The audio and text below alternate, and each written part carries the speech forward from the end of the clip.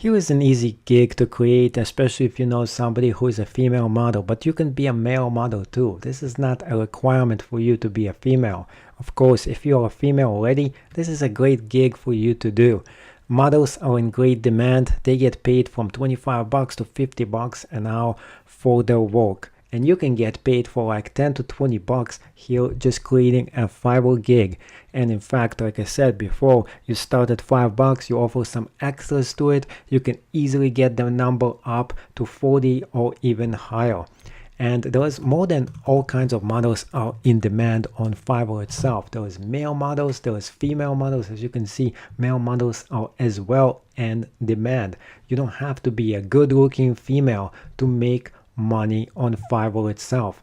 And there is all kinds of different ideas you could actually do here.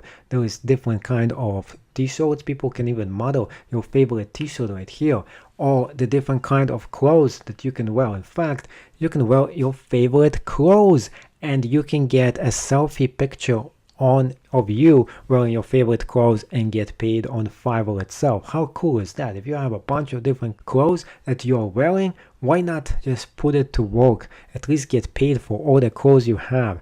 Even better, go to the store, put some stuff on yourself, model it up, take a selfie, put the gig on Fiverr, and then you have a whole collection of things that you actually modeled. So then you can go back and of course you can make money with modeling all kinds of different clothes. Yeah, that's a cool way to do it. You have to sometimes think outside of the box and come up with something creative, how you can make money on Fiverr itself. And sometimes some of those ideas may or may not work.